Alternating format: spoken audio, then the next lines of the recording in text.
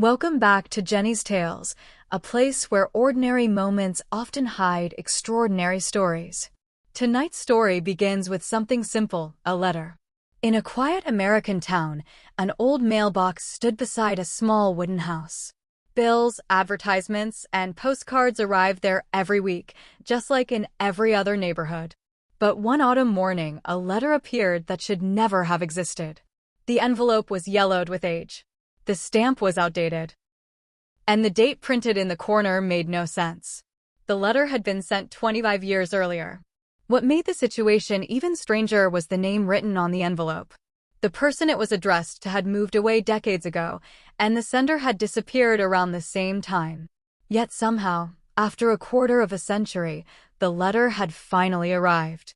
And what was written inside would uncover a secret that had been buried for decades. The town of Maple Creek was the kind of place where very little ever changed. The same diners served the same meals, the same streets stayed quiet, and the same neighbors greeted each other every morning. Emily Carter had lived in the small house on Pine Street for nearly 10 years. The house had once belonged to an elderly couple, and when they moved away, Emily bought it without knowing much about its past. Most days followed the same peaceful routine.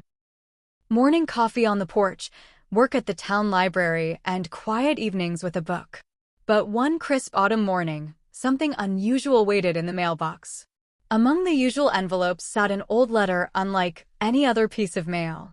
Its paper looked fragile, slightly faded, as if it had traveled through many years before arriving. Emily turned the envelope over in her hands. The address was written neatly in blue ink, but the date in the corner made her pause. It was stamped October 12th, 25 years earlier. Even stranger was the name written on the envelope. It wasn't Emily's name. The letter was addressed to Daniel Harper, the man who had lived in the house long before Emily had moved in.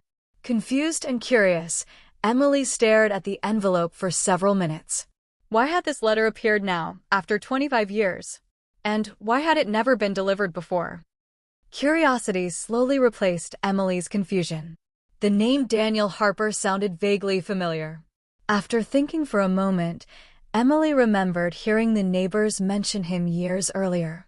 Daniel had once lived in the house with his younger brother before suddenly leaving town. No one seemed to know exactly why. Some said he moved away for work. Others believed he had simply disappeared. Holding the fragile envelope, Emily debated what to do next. Technically, the letter wasn't hers. But leaving it unopened felt impossible. The mystery surrounding it was too strange to ignore. Finally, Emily decided to visit Mrs. Thompson, an elderly neighbor who had lived on Pine Street for decades. If anyone knew something about Daniel Harper, it would be her. Mrs. Thompson listened quietly as Emily explained the strange letter. When she saw the envelope, her expression slowly changed.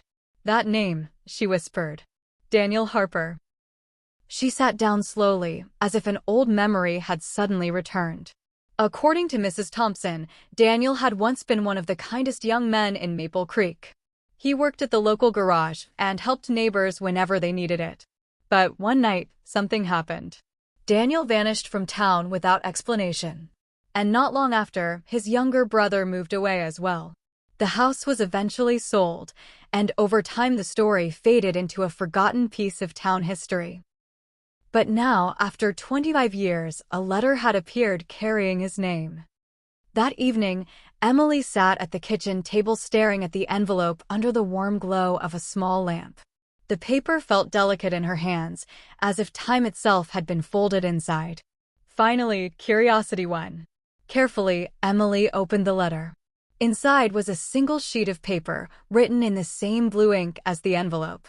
The message was short but powerful. It was addressed to Daniel from someone named Michael. The letter spoke about a misunderstanding, about regret, and about a secret that had been hidden for years.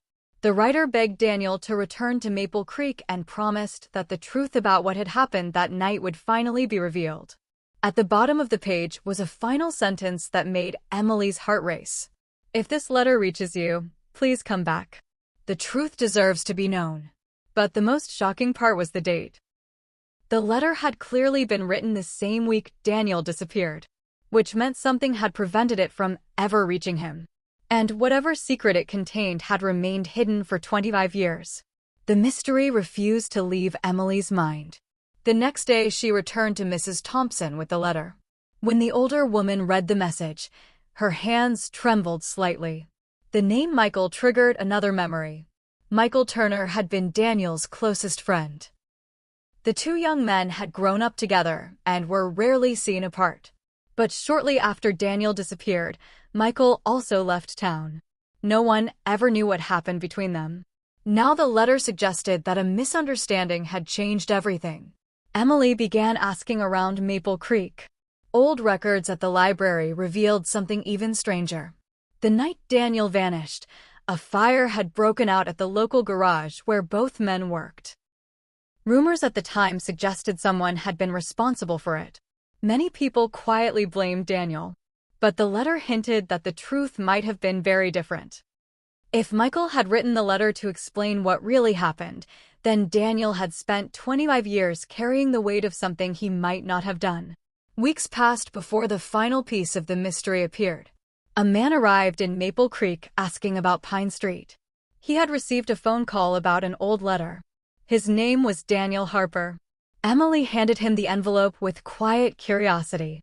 Daniel read the letter slowly, his expression shifting from confusion to shock. For 25 years, he had believed his best friend had betrayed him. The fire at the garage had been blamed on Daniel, and when the accusations began spreading, he left town before things became worse. But the letter revealed the truth. Michael had accidentally caused the fire while working late that night.